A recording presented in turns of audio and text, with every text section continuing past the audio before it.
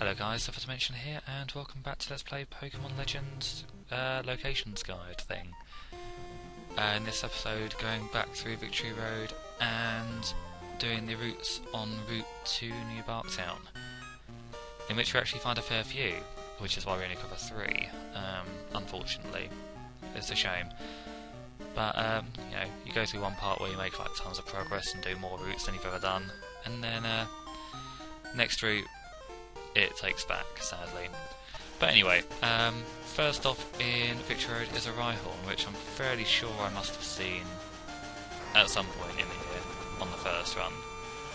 It's another one of those really common ones that I just don't understand why I didn't catch in the first place. Well, I do. I think I just got bored of catching things at this point. After losing to gyms about 3 times per episode, literally I think in some cases, I kind of got to the stage where I just thought, no more catching, I'm too behind. So, but anyway, that's the whole point of this series anyway, you don't need me to recap on that. So we have a Rhyhorn, no trouble at all, thank you lovely Ultra Balls. What is time wasting is accidentally going into the nickname screen and being in a generation where you can't escape. You must nickname it. Once you've pledged to nickname something, there is no going back. So we're stuck with a Rhyhorn named Rhyhorn, which is annoying because if we evolve it, it will continue to be called Rhyhorn. And then we encounter a Graveler. In fact, we already encountered a Graveler off screen, but I accidentally wing attacked it instead of full swiping, and wing attack is not very forgiving when you're level 87, even if you're only a Scyther. At the very least, it's not forgiving when you're fighting level 31 Graveler. And so continues endless wearing down highly defensive Pokemon. But then we throw an Ultra Ball, and I believe, yes, first try, which is always nice. I don't know how I coped with the Grey Balls. I must have wasted so much time looking at it, because at least with the grinding for monies for the Ultra Balls, I'm doing it off screen, so that's not too bad. It's just wasting my time, it's not a waste of screen time. I'm quite happy to waste my own time. But with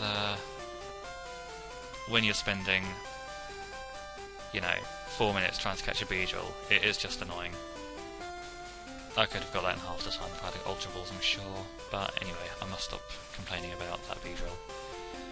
So after spazzing out on the water and trying to fish but not getting anything, except we do get stuff, it's just nothing interesting, we head into Route 26, I think. And looking at that tree, wondering if I should headbutt it, and then realising I don't have my Pokemon on it. I do occasionally headbutt trees, and so far I haven't actually yielded anything, which is why I haven't bothered to show it on screen, because I would literally just be going through every route, headbutting a tree, just to like edit out, well, nothing at all. I would literally just be headbutting trees and getting nowhere, and it'd be pointless. And that'd waste more time. So, for all intents and purposes, assume I headbutt the trees. There may have been a couple of routes I'd missed it, but I don't think I missed anything. Although I haven't found a Pineco or anything like that. Fortress. So maybe I have missed a place where you actually are supposed to headbutt trees. Quite possible. Worrying.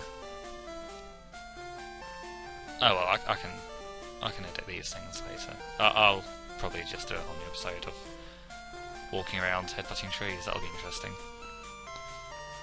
And then I will headbutt a tree in real life, just to show some sort of contrast for some reason, and have them both on screen at the same time. I don't know where I'm going with that.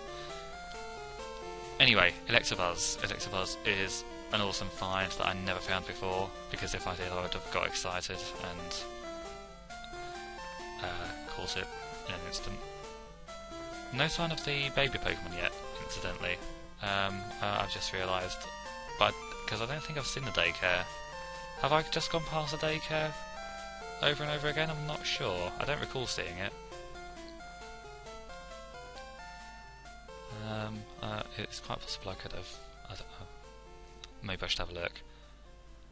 Either way, I mean, there's no guarantees I can even catch everything in this hack. So, because I haven't seen anything that says you can, I'm just assuming you can because of the sheer number of Pokemon changes between routes. I mean, what am I on now? Like 150-ish, maybe a tiny bit more. I said I was on 150-ish last episode, and it turns out I was on 140-ish. So, oh my gosh, I lied. But yeah. So theoretically, by now we should be in the 150 range, I think. Professor Oak's still not impressed. When I show him my Pokédex, he's still like,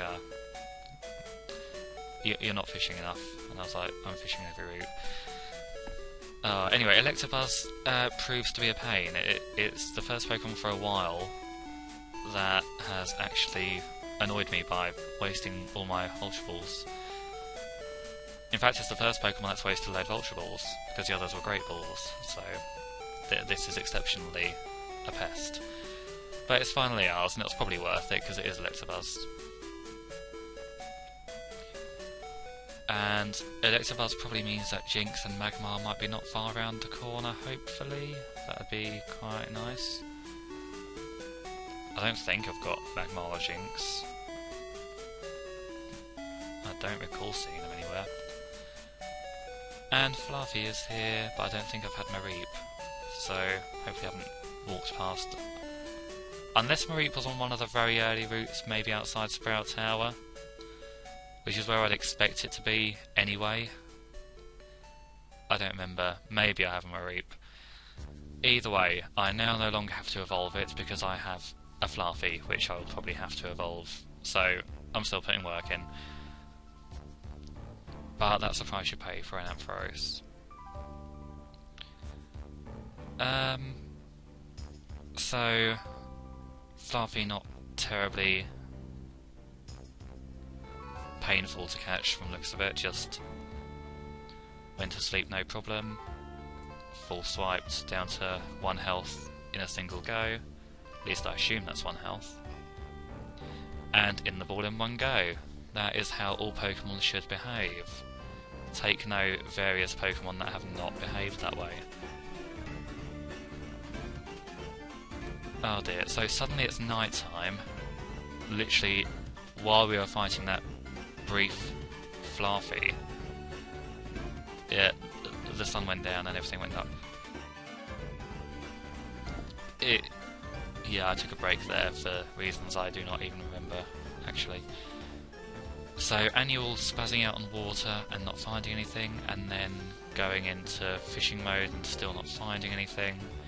Because, let's be honest, we've pretty much caught every water Pokemon that there is to find, apart from Mantine, which I don't have a clue why that's not showing up anywhere.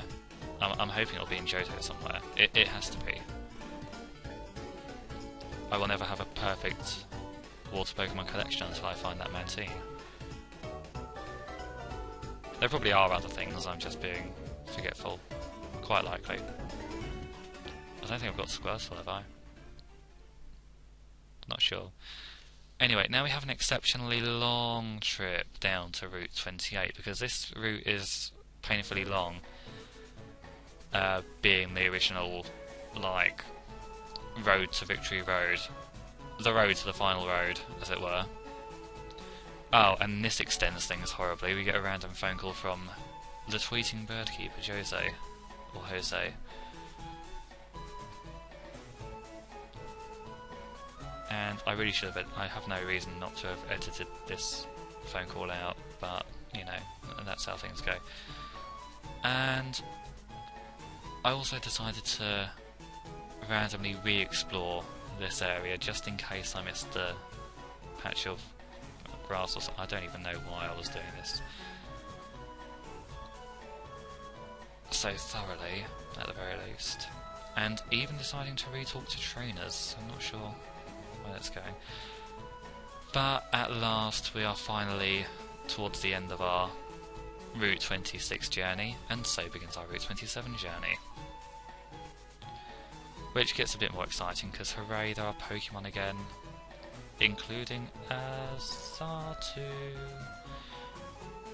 which is moderately fun. I don't think Natu came along that long ago, did it? That was only just before Saffron. No, I suppose that was a fair way ago now. It doesn't feel like that long ago, but I've been recording more lately, so maybe that's why. It feels like I've been doing these things forever, but really, it just took me like a year to do 4 episodes. And then, all of a sudden, I'm doing like 1 a day, recording-wise. So, well, not quite 1 a day, to be fair. More like 1 a week. But, hey, it means my perception of time in this game is a bit askew, as it were. Oh dear, so hypnotising Xatu, not easy. And I started to wonder if it had an ability that made it immune to hypnosis, and then I realised no, it wouldn't do because it's Gen 2. And so I persisted and it worked, I think. Yes. I don't know, the video skipped there for me, so I wasn't sure if it did or not. So then I think this persists a bit as well, in terms of not wanting to let me catch it. I'm not quite sure why. But there we go, it's now ours. And so Xatu, the Mystic Pokemon, joins the team with its young Natu associate. They all plot many things. And now we have a Wigglytuff. Now, Wigglytuff has a rather creepy looking sprite in Gen 2, I have to say. Not quite used to seeing like starey eyes. Slightly weird looking this. It does remind me of something. Can't quite think what. I want to say Ryu from Death Note. Like, slightly with, I don't know, maybe I'm just comparing one scary thing to another. But yes, anyway, Wigglytuff is ours, not that I particularly want it, I have to say. And next is a Rapidash. Again, can't quite remember finding a Ponyta, unless that turned up outside Cerulean, maybe.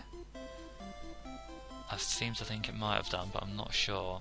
Again, these things are so long ago that I'm just mind blanking a lot of them. But yeah, Rapidash, absolutely no issues whatsoever. She goes in the ball very unmemorably, to be lost to the sea of Pokemon that cooperated and therefore do not get remembered. You need to fight to be remembered in this game. And Fearow, which is a really random one to just turn up here. Although, actually, having said that, I think they start turning up in the wild, like outside Mount Silver, in Heart Gold, Soul Silver, quite possibly in the originals as well. So maybe not too weird after all. It just seems odd to find such an early Pokemon so late on in the game. And that one actually puts up more of a fight than Rapidash did, having broken out of the ball once. Hopefully that was just a one-off. And it was indeed a one-off. Nothing will resist forever because I will just hunt them all down and catch them all until I have one. Such is the way of Pokemon. And I believe that is it for Route 27. Oh no, we've got obligatory, pointless water manoeuvres. It's almost a weirdly pointless sport at this point to just venture on the water, fish for a bit, but mysteriously nothing comes of it. So yes, I believe that is it for now. Next time we go into Tojo Falls and see what's there. Thank you very much for watching, and see you soon. Bye bye.